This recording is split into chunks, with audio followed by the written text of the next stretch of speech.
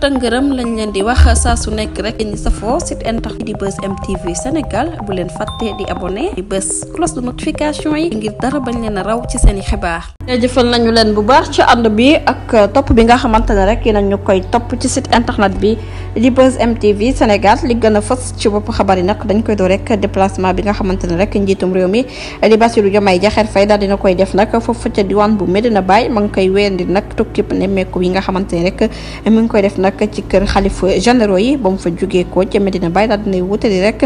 diwaanu Léona Niassène moom njiital réew mi nag daal dinay ànd ak délégation boo xamante ne rek ci gouvernement bi dañu bokk ànd naak ay autorité administrative yu fekk baax ca diwaan bu Kaolack ñu daal di koy dalal ki ko dalal nag di xalifa général Cheikh Ahmed Tidiane Khalifa Niass moom moo ko daal di dalal nag waaye mu nekk occasion boo xamante ne rek kii di président de la république daal dinay rafetlu bu baax nag taxawaayu kilifa diine yi ci jàmm ci biir réew mi ak li nga xamante ne rek moom moo ñeel nag réew bi di nga xamante ne rek réewum diine la waaye moom ci jëmmi boppam rek boobule tukkib nemmeeku nag nee na daal dina fas yéene amal rek nomination ab directeur boo xamante ne rek moom la ñu dénk wàllum diine gi bu ko defee rek jokkalante mbéek diggante ak kilifa diine yi nag mën a ñoŋ bu baax a baax di kaddu yi kii di président de la république Bassirou Diomaye Diakhar Faye ba tey rek ci wàllum xibaar nag buñ fa jógee dañuy daal di addu rek wax ci précision yi nga xamante ne rek kii di Ibrahima Sy daal dina koy indi nag comme ay leeral ginnaaw yenn kaddu yi nga xamante ne rek nemmeeku nañ ko mu jur coow lool ci tournée bi politique bi nga xamante ne rek doon na ko amal foofu ca diwaan bu Kanel nag ci cadre politique ci boppam nag am na benn vidéo boo xamante ne rek mu ngi daw ne nañ nag ku bokkul ci parti bi di Pastef rek boo yóbbu sa CV ci appel candidature yi nag doon na jël ki nga xamante ne rek moom mooy ministre bi daal dina ci indi ay leeral la mu daal di xam ne rek moo ne moom ci jëmmi boppam rek jàng na ba dem université nekk na cadre politique nekk sénégalais xam na politique nag nu muy doxee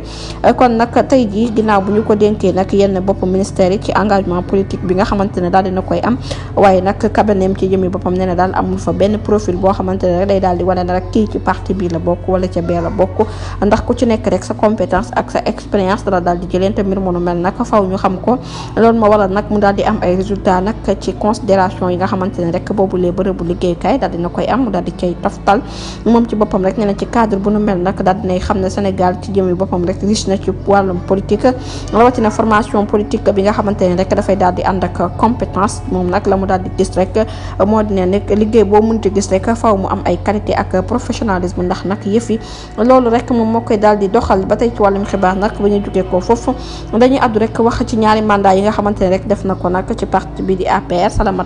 Salamata Korea moom nee na moom Macky Sall ba géej gi fer moom daal nee na APR lay doon ba géej gi fer puusul randuwul ci mbir mu nu mel nag ma ngay sàkku rek ci soxna yi dëkkee ca diwaan bu département bu Pikine ñu daal di gën a defarwaat ba dëgër rek daal di jàppale nag kii di président ba woon di Macky Sall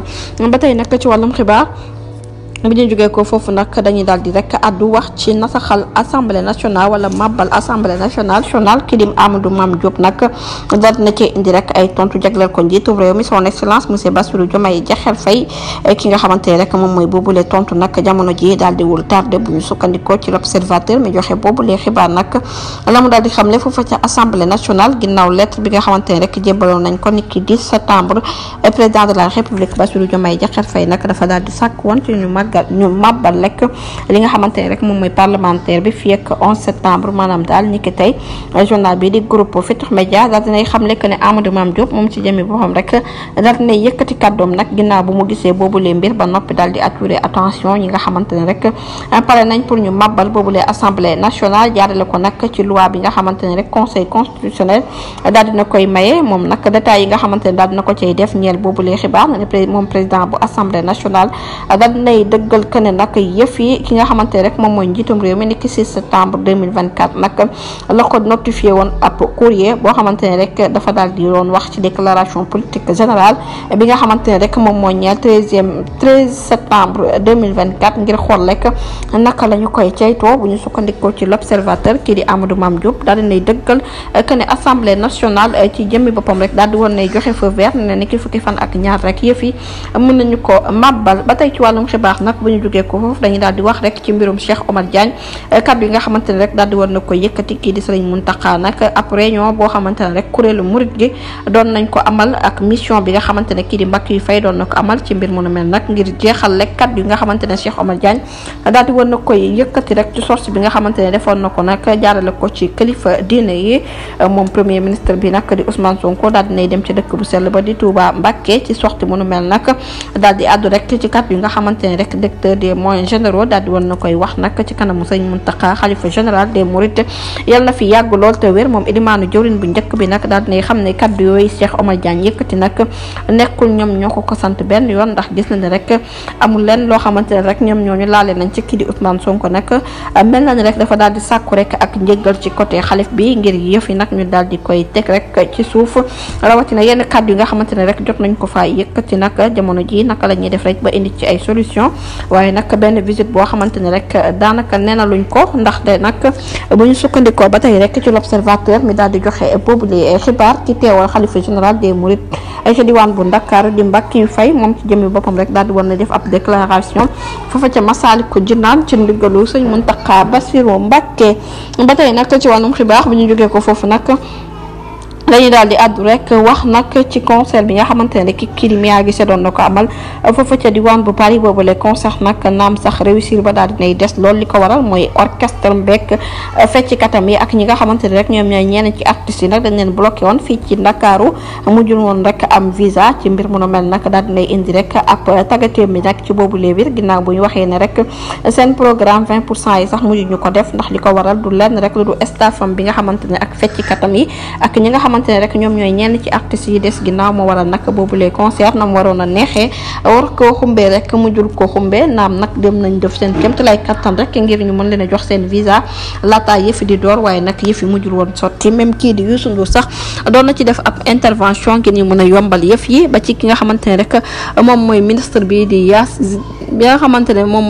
bi di Yacine Fall moom tamit nag daal dinay jéem kéemtalaay kattanam rek ngir yëf yi mën a ñoŋ waaye nag situation bu nu mel kii di Mia Guissé ak staffam dañoo mujj rek luye ji ay woykat ay fecckat nag daal dinañu génnee koppar yu bëree bëri rek ngir yëf yi nag mën a sotti waaye nag kii di Mia Guissé moom ci jëmi boppam ak ñi nga xamante ne rek moom mooy grand frère am bii nag la mu daal di xam ne rek li nga xamante ne daal jot nañu koo dépensé ci boobu les concert daanaka daal xaalis bu takku la naam sax jógee ko na ci diggante ci xayma boo ko doon xool 16 lay toll wala 20 millions de francs CFA ne la nag nekkul xaalis bi ci boppam la ñuy mettuli waaye nag gis na ne rek rakkam bii di Mia Guissé moom ci jëmi boppam rek am na capacité nag feesal salle waaye nag am na capacité nag remplir yeneen salle bu mu munti doon ndax expérience bi nga xamante ni rek